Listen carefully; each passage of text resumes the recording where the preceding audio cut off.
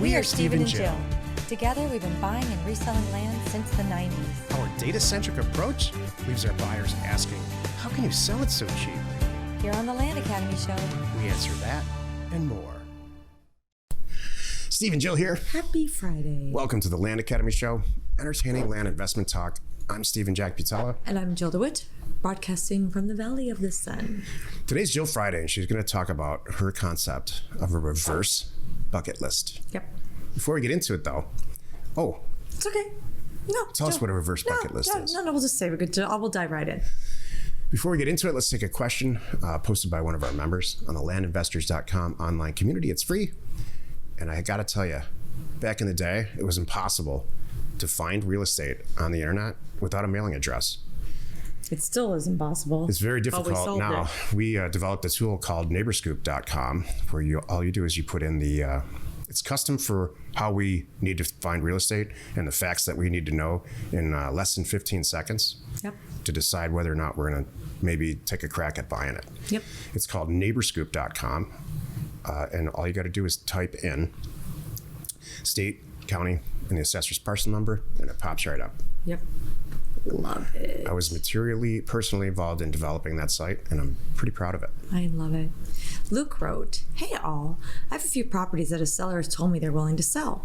Trouble is, I'm having a hard time deciding what I think they will retail for. I find the comps to be sporadic. Yep. $170,000 for a half acre on this side of the road, $50,000 for 15 acres 1 mile west. You get the picture.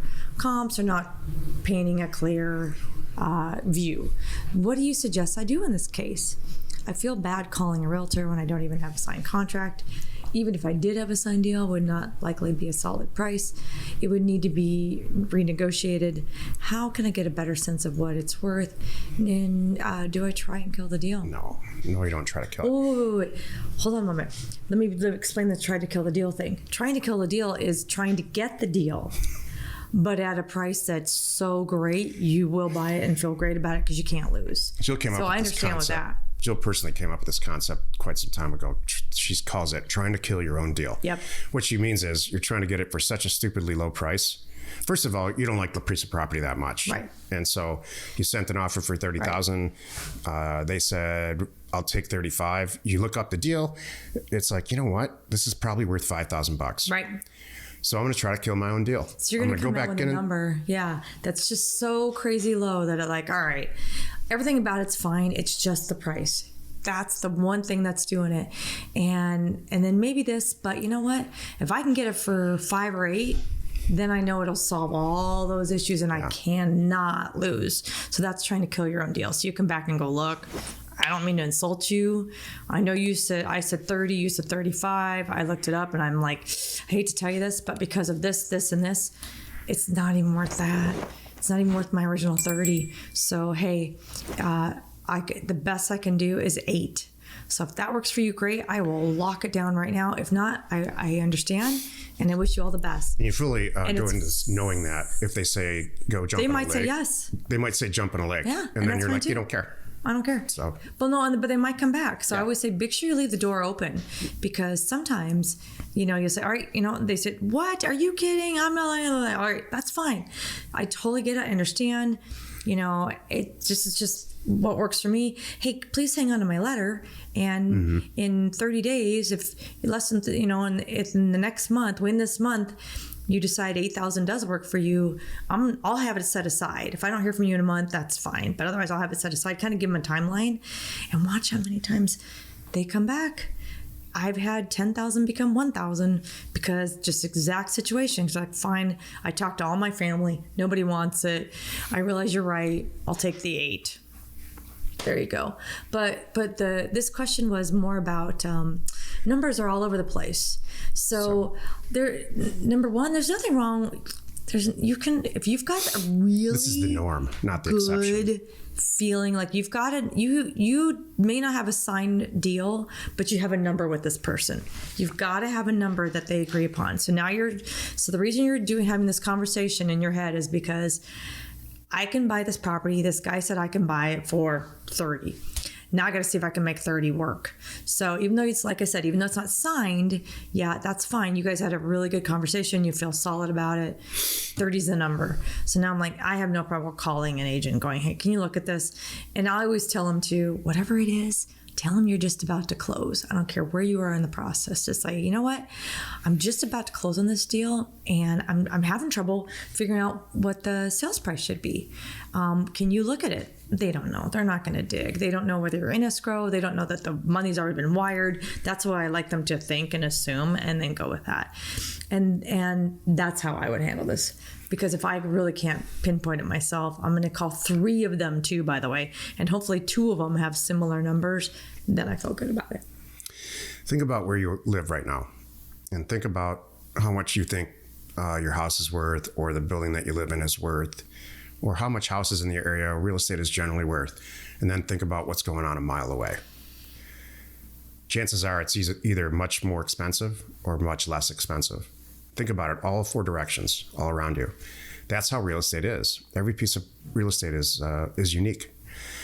And so how I would answer this question is you need to be safely below the lowest comp. This is what everybody said in Discord. This is how most people answered it, starting with Kevin Farrell, who's done 1 billion deals. That's the conventional sense. Is that a hard and fast rule? No. You have to take a look at the property or ask on the Thursday call. We have a Thursday webinar where it's 2 hours of Jill and I answering people's questions. Would you do this deal? Mm-hmm. And we look at the deal right on the screen and we talk about it and say, yeah, I would, or I wouldn't, or yeah, I would do it, but not for this money. Yeah. Yeah. So there's an art to all of this that we buy and sell land. That's why not everybody does it. The opposite of that is living in a master plan community where, you walked through price per square foot is price per square foot, period. You walked through a show home that was all done. You see the options. There's 4 models to choose from. Right. There's 1,400 units that'll be built by the time it's done. And the values of those homes are very dictated by what's going on next door, or the most recent sale. And that one has a pool, doesn't have a pool. Unless you live in a community like that, or unless you're buying and selling land in a community like that, there's a huge art to this. And that's kind of one of the things I love about it. There's nothing finite in this. It's not the stock market where the value of the stock today is $52 and that's it. Today's topic, reverse bucket list. It's Jill Friday. This is the meat of the show. Okay. I came home the other day from my workout group and I was relaying to Jack about this conversation I had with a friend of mine. And we're looking at, here's what's happening. It's F45. If you know what F45 is, you know what I'm talking about. Where they first, before you come in, by the way, every single flipping day is different. And that's one of the reasons that I love it. So, so every single class, the first few minutes is demoing. Here's what you guys are going to do today. You're going to do 3 reps of this, 2 of these. Here's where your breaks are going to be, because it's all fast. And so I'm looking at some of these exercises that there's a few that I'm already going, this is how I modify this one. This is what I do over there. I'm like, oh no, that's not going to happen. You know what? Actually, here's where it started. Now I think about it. It was the stupid pull-up bar. There's a pull-up bar way up high. And that came in the workout group last week. And I hopped up on this block and I looked at this pull-up bar and the pull-up bar is staring back down on me. And yes, there's the bands there. I know I can put my feet in the bands, right? And all I could see is me putting my feet in the bands and swinging out, my head hitting the wall. So that's all I could imagine. So the trainer comes over and he's like, here, I'll hold him and help you. I'm like, oh no, this is just not going to happen. So I'm relaying this to my girlfriend sitting next to me. I'm like, it's like a reverse bucket list. So there's just things I'm not going to do. She's like, oh, that's great. You came up with this? Totally. Oh, this is great, Jill. I said, are we in the meat of the show right now? Yeah. So you can see. Okay. So I said, pull-up bar, never going to happen. I do not care how good my someday upper body strength gets. I will never do that. Not happening. So then I said, by the way, she's like, this is good. And I said, skiing, I was never that good anyway. I can second that. Exactly. I was a solid beginner, not even really intermediate. I was a solid beginner of my whole skiing career. I said water and snow skiing, not going to happen again. I'm going to tell Jill's ski story here. Okay. I'm going to just pause for 1 second. Okay. Jill and I went skiing, and on the first run, we went to the top of the mountain, and Wait. Before that, please talk about how I looked really good on the bunny hill with the kids. That's where I think it went sideways. Well, I'm going to tell the story my way. Okay, sorry. And you tell the story your way if you want. Okay. And so if you've ever skied with somebody who's has a dramatic less ability than you do, you spend a lot of time looking up, waiting. And so I was looking up, waiting, and I saw it, I'd make Jill's it over mess. here. Jill's mess on the side of the mountain. I'd make it over here. Skis everywhere, and just our kids call it a yard sale. It's like a yard sale. And then she's over here crying. And she's sitting there. I go up the hill. Everyone loves to go up the hill to save somebody. And she sits there crying, and she looks up at me and says, "I never really wanted to ski. I just wanted to look good in this outfit." My favorite was when the people would come down and report to you, "She's doing okay. We just saw her." They're just the same people are rotating by. Jill skied one real run in her entire life. It was that was it. Skied other runs. You took me on the really hard run. Okay. Like, here's the thing. See, a couple shows ago, we did a show called Accountability. All right. So she's blaming me for this when in fact, she just never learned how to ski and doesn't care about it. I never did. You're right. I grew up in Southern California. It wasn't a thing. My parents didn't ski. I think it's a crack. I half learned. It was hilarious. No, what was funny was I was helping the kids on the bunny hill for a little bit, and you thought I could actually do something. You said, "Come with me." I'm like, okay. So you never had any intention of skiing? No, I did have intention of skiing, but not no way, not like you. I've only gone when it's when on the planet was it been my idea to go skiing. Never. See, this is all stuff that's, Never. Hindsight. See, now you know. It's okay. But I'm not blaming you. Okay, so back to the whole thing. So water skiing, snow skiing, never that good, not happening. Jumping out of a perfectly good airplane, never gonna do that. Me either. So everybody has your bucket list of things you want to do. I'm like, there's things I'm never gonna do, and I love this. And so what's funny is I was thinking about it. Kind of ties into that's my personal reverse bucket list. I also have a professional reverse bucket list. Like, there's things in this business I'm never gonna learn to do, like. Everything you do with the podcast, I don't flipping care. I'm not going to learn how to do this. I don't need to know it that well. I can hire people. I love this honesty today. Yeah. This is how it should go every day. Yeah. Not going to do it. Nope. No. I'm never going to own a pizza place again. Nope. Not going to do that. Do I really need to learn how to, like some of the arts and crafts and things my friends do? I'm like, what the heck? That's stupid. I'm not doing that. You have a whole list there, don't you? I do.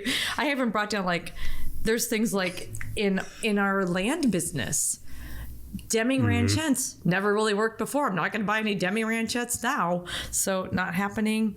Property's less than $10,000. Oh, I love this. Not going to do it. Gee, I love it's too much work. This is the best show ever. I'm just not going there. Keep going. And then you know what? And then here's the flip side.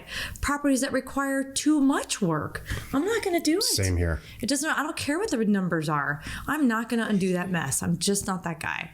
I will never renovate a house again. Yeah. Never. There you go. Whether I own it, whether it's I want to live there or not, I won't ever do it again. Yeah, I won't move walls. I can handle light renovations. I can do paint and carpet all day long. That's no big deal. I can't handle it. Well, you won't need to be there, and it's okay. But I understand. So, but that's what it is. If I never walk through a shopping mall again, that's fine with me. All right. No, give me something good. Give me something good that, give me something that people often put on their bucket list that you're like, it's not on mine. Like, you know what's what I read quite some time ago. What's on a lot of people's bucket list is driving or riding in a convertible. What? Isn't that crazy? They've never been in a convertible? We have 6 convertibles between the two of us. How weird is that? I know. You could rent one. No, I just want to ride in a convertible before I die. Seriously, I know, Jill. I know. It was in the top 5 bucket lists. Huh. What was the age range? I don't know. I don't remember. That's really interesting. Let me think. Oh, I got one that covers both of us. This is especially really, really spicy food. Any food challenge, the kids do it. Like, try this, do that. They have those shows where they do hot peppers. They try to do things or 50 hot dogs or whatever. I'm not doing that. Never was going to do that. I'm not going to. Anything. Here we go. Reverse bucket list. I refuse to do anything that's going to make me throw up. Yes, I'm with that too. I'm all for that. There we go. I do love roller coasters anyway. I'm good with roller coasters, but you know what? I don't want to call it.